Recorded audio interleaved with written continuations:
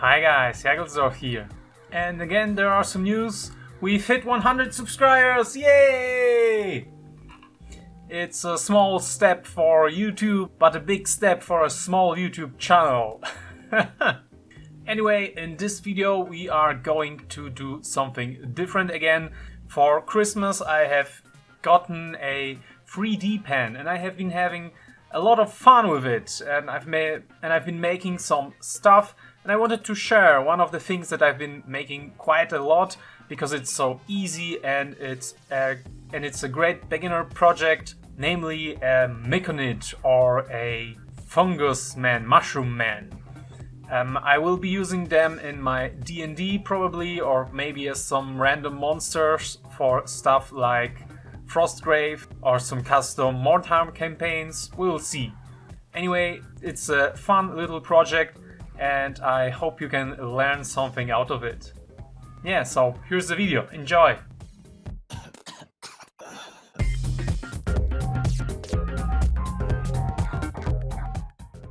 So let's start with making the mushroom cup, and I'm going to start with drawing out the basic shape. First I'm making a 3x3 centimeter cross and then making a circle around it and filling it in with a lot of PLA. This will form the base of our mushroom cup. Next we will want to make our cup, higher, taller. So I'll make some profiles. I will start with a simple semicircle, roughly. It's not a perfect semicircle, but it's basically the cross section of the cap that I want to have. You can make it any shape you want. I just wanted a simple shape. And for this part you don't have to fill it in completely, just make a basic scaffold so that it holds nicely. And I'm going to make some supports, some additional profiles. Here I'm only making 2, but making 4 of these would probably be better, because after we attach it to our base we are going to build up the layers around it. So I'm just putting some plastic onto my mushroom cup base and gluing the profiles in. And it hangs out a bit, but it doesn't really matter. It's only a sketch basically to make the rest on top of it. And now, this is what I told you before, you are simply going to cover your scaffold in PLA. And first I tried to sculpt it a little bit with a tool, but it didn't work quite well as I wanted, so I will be simply putting more of it in places to make it more round. Because if you just connect the dots, so to say, you're going to end up with a square mushroom, and this is not what we want to have. So you'll have to sculpt it a little bit. Don't be scared to push it around with your fingers a little bit. It can be done, just don't make it right away when the plastic is still very, very hot, unless you have some gloves or like finger protections. And at this point you don't need to be very exact. We are going to make another layer later, but try not to leave too many gaps. And next we are going to make the frills or the gills of our mushroom cap, and I just make it by simply pulling a strand of PLA through the center each time. And this pattern kind of creates itself. And you can see it becomes raised in the middle, which I personally like.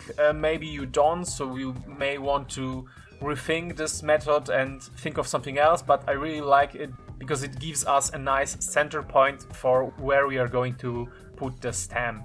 And I'm also cleaning up the edge a little bit because all the frivolous stringing makes it uneven, so I'm making a kind of a curtain around the edge.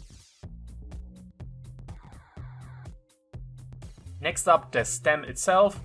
I'm simply going to make some round motions with my 3D pen and slowly build up a small stem. I'm not going to work too much on it right now, but it will give me something that I can hold.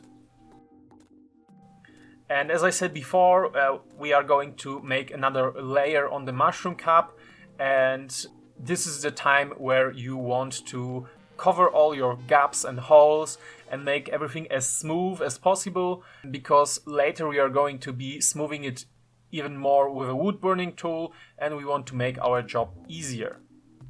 After that's done, let's get back to the stem. I'm building it up a little bit more simply by pulling the PLA string around, and then I'm making a face for him, or just the head, in the same manner, just by making a clump of PLA. And I will make some shoulders. And also pay attention to how hot your piece gets, because after you've given it some more fresh hot PLA, it's going to become bendy again, which can be both a good and a bad thing. It's bad when you are happy with something, but when you want to adjust it, it's perfect. Because as you're going to see right now, I don't think that I've showed it on camera, but I've kind of bent the mushroom cup backwards a little bit so that it looks more natural. And next, again with the help of my cutting mat, I'm making some legs.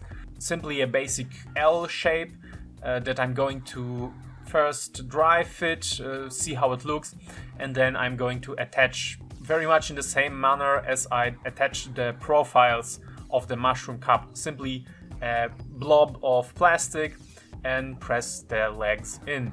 And as I said, because there is a lot of temperature involved, the whole thing stays a little bit flexible for a long time, so we can adjust stuff with very little problem. But again, take it into account so that things don't move around when you're happy with them. Next, the arms. I wanted them to be kind of dragging behind. The legs I've put in a way so that he looks like he's walking, so he will be dragging his arms behind him.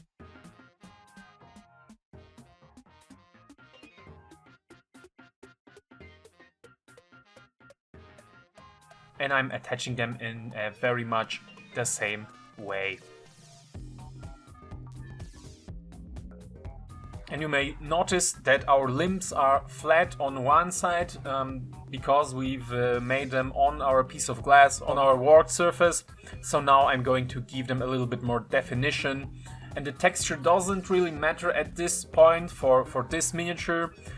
Maybe just for the arms, because I like the arms to kind of look like vines or something like that. But just give him some mass that you are going to sculpt later, because for miniatures like this, if you're doing it with a 3D pen, the crucial step will be the step after that, and that's the wood burning tool that you are going to smooth everything out with and give it the detail. As I said, the arms I want to be a little bit more viney, spindly, so I'm paying a little bit more attention to the texture there. I'm also pulling them a little bit, because as I said, the whole thing becomes flexible after you've put another layer of PLA onto it, so it gives us some time to adjust. And the 3D pen part is done at this moment. Really quick, really easy, and this is a really fun miniature that you can make. But now we are going to take it to another level with a wood burning tool. And here you see some other things, other Myconids that I've created in the same manner, and I will be smoothing them out in the same time, in the same manner. Just because my wood burning tool doesn't have a temperature adjustment, so it gets quite smoky, and I have to do it in my kitchen under the ventilation shaft. Also, that's why the lighting has changed a little bit. Yeah, just safety reasons, and you see how hot it can get. Yeah, and for this part you really want to get the flattest hot end possible. I've seen some people make their own ends out of a nail or a screw, and you just want to smooth it out. Especially the cap. The cap you want to have as smooth as possible. It doesn't have to be perfect, but especially for this one I wanted it to be quite nice. Now the body, you also want it a little bit smoother. You don't want to see the stringiness for the most part, maybe some of it, but you want it to be chunky, or at least I wanted it to be chunky for this, you know, weathered mushroom look. And you can add some details in at this point, like in the hip area I'm making some indentations, and around the shoulders just to show that they can move. I think I will also cut in some fingers in the legs and arms. After I'm happy with the first draft, so to say, I take some sandpaper and start sanding the cup just to take it to another level. I'm also trying to do it with my with a file. And the very last step with a really high grit paper to make it smooth. And in the meantime, I've changed the end on my wood burning tool just to have a little bit more precision in making the face. But in the end, I think I will switch to the other one, because this one, on the other hand, doesn't get as hot as it needs to because it's so thin in the tip. And as I said, I'm making the details, more specifically the eyes, the mouth, and I'm also defining the head a little bit more, but by making a little cut around it.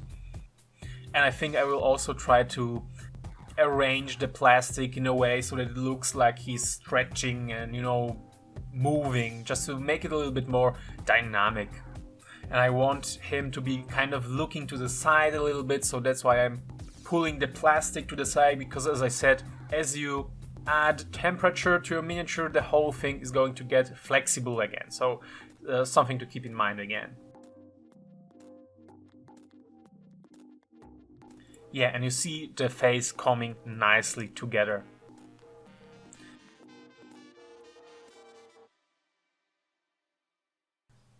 And now get to painting. I've spray primed him gray, and I'm going to give him a base coat of white on the body at least. I'm not the best miniature painter, so don't treat this as a tutorial of any sort. It's just how I paint him. I wanted to give him a little bit of fantasy color, so the cap is going to be blue, and it's going to take 2 or 3 layers to cover it completely. 2 thin coats, some might say. And the gills, to have a nice contrasting color, I wanted to do in orange, but my yellow is really bad, so it took some mixing and some trying out. Anyway, if you have a nice orange, just give it a nice orange base coat. Next step is the beloved strong tone from Army Painter.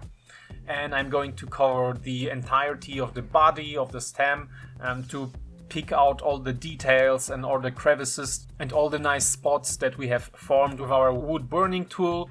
And I'm also going to put a lot of this wash into our gills just to settle down and imply a little bit more of depth than there really is.